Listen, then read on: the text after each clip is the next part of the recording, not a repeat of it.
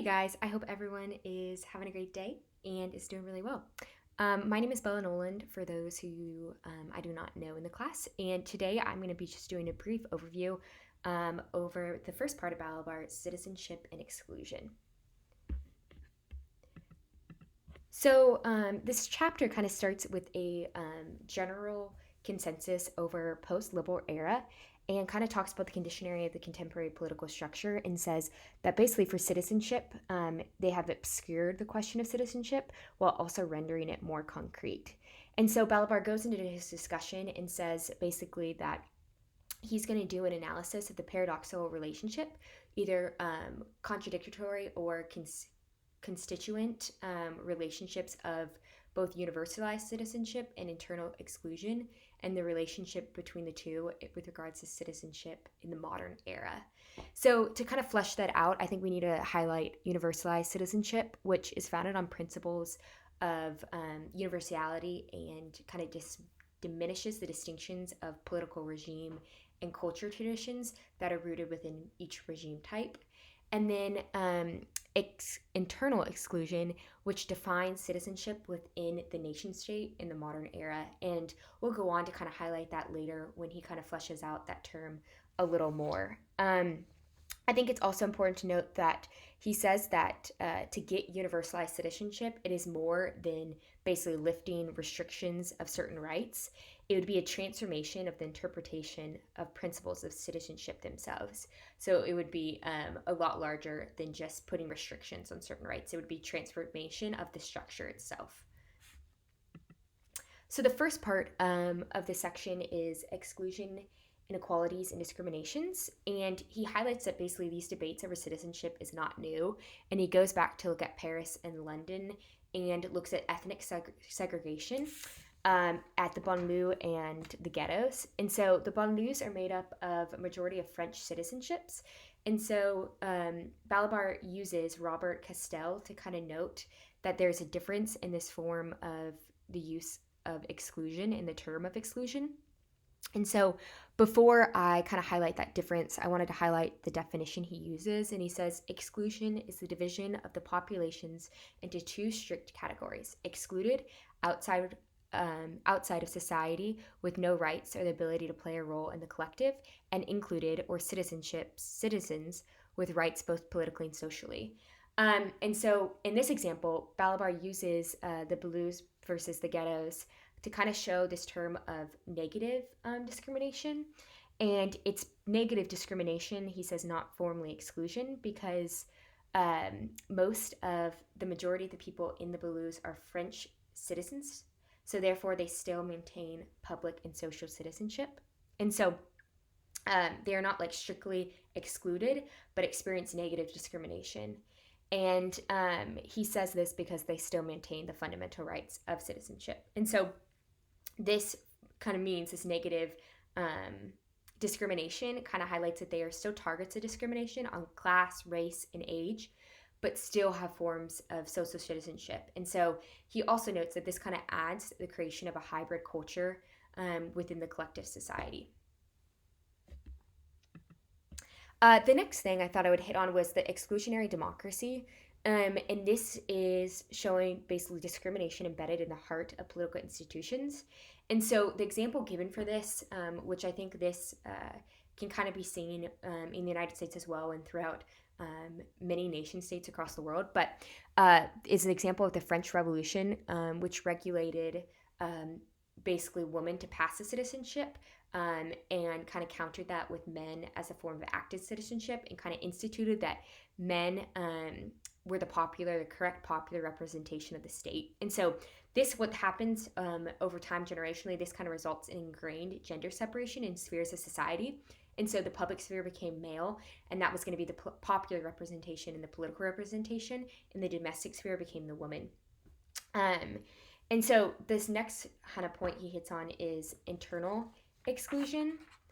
And he kind of uses this example to illustrate the importance of looking at formal politics or formal rights, but also, more importantly, the relationship between formal rights and the use and discrimination of power, which is kind of exemplified in the example of the French Revolution with women's rights.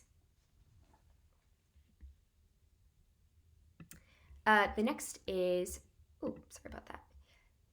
The next is the conditions.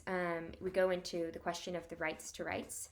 And this kind of hits some definitions, key definitions to understanding Balabar's kind of argument and concept, and it's the conditions of stateless individuals and groups. And so he kind of notes that in the modern era, it's the political use of rights to rights has shifted from constitutive power to a constituent power. And constitutive power is defined as the right to rights. It's a result of belonging to an existing political community, particularly a nation state. And then constituent power is the active ability to assert rights in a political space, or better yet, dialectically, the possibility of not being excluded from a right to fight for one's rights.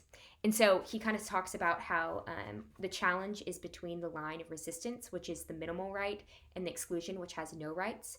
And so no resistance equals completely excluded, means displaced. And so that you can kind of see in displaced refugees across the world and displaced migrants and immigrants. And that means that they have no even forms of inclusion, and they're completely excluded.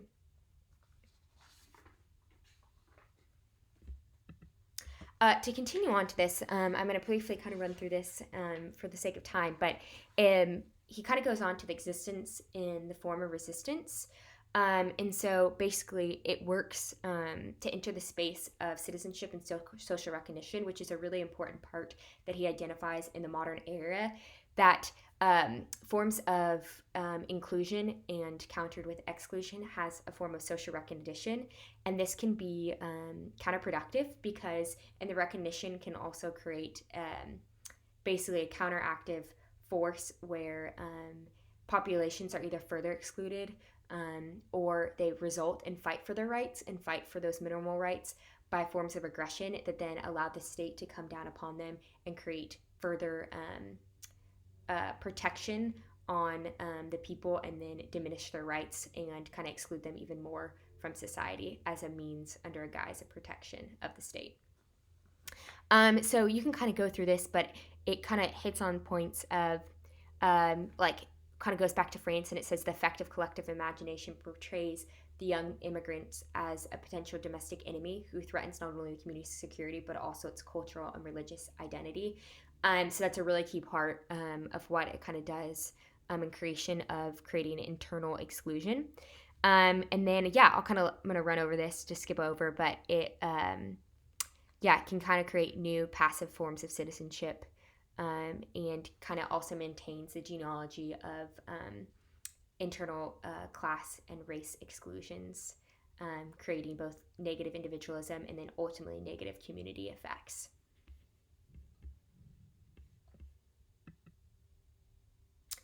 The next section that we're going to highlight kind of moves on to politics and territoriality and borders. And so it basically highlights that all political practice is territorialized. And so that means that it is identified or classified individuals and populations relatively to their ability to occupy space or be admitted to it.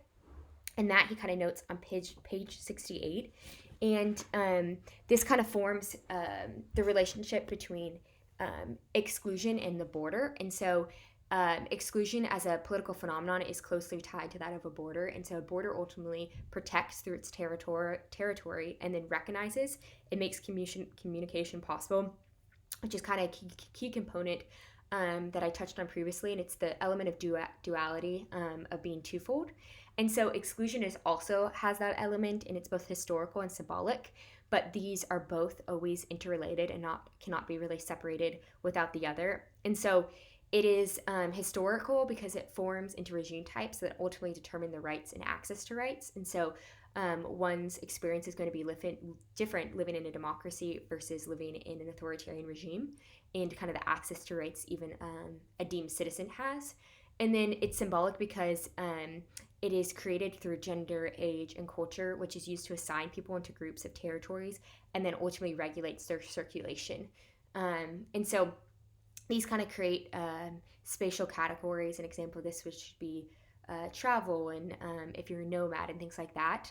And this spatial category kind of almost not, I don't want to say threats, but counters those being able to be formal and kind of structured, the exclusion and border, because they are unpredictable. And yeah, they kind of, cross between the empirical and transcendental and also the historical and symbolic. And so they kind of transcend those formalities. To kind of continue on this, we're going to highlight a few more key definitions that he hits on, and it's internal exclusion.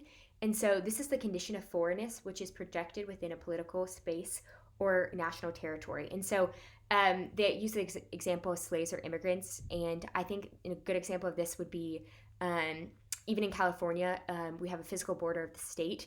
And then within that, there are internal immigrant communities that have an internal border within it that is known, and maybe where immigrant communities kind of group together and live, and that formality, and there is an internal exclusion to them.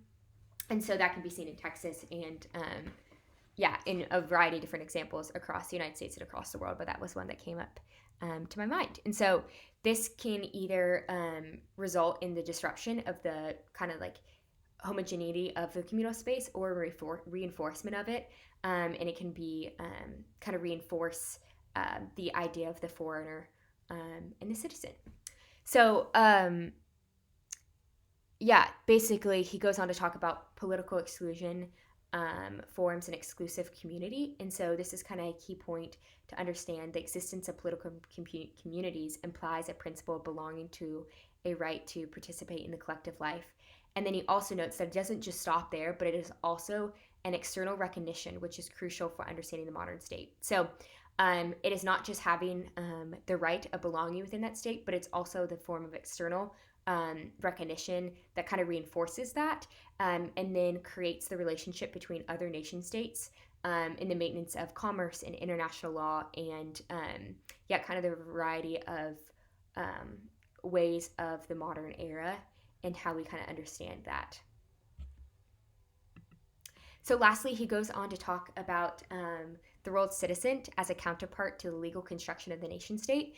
And so he notes that a citizen of basically the world is not an imaginary thing with no boundary of the universe, but he is ultimately a being who is circulated or maybe not between territories and states. And so this kind of idea challenges how the developments in trade, international law, dispersion of cultural communities, movements of population have kind of developed in the reverse of this idea of basically the world citizen. And so that's kind of where he leaves us off at the first part of the section, and something to kind of ponder and think about of how the modern era in kind of the neoliberal political structure has kind of developed almost in the counter reverse of this idea, even though a lot of globalization in the modern era challenges that structural form of citizen. So I'm sorry this was long, but I hope it's helpful, and hope you guys have a great day.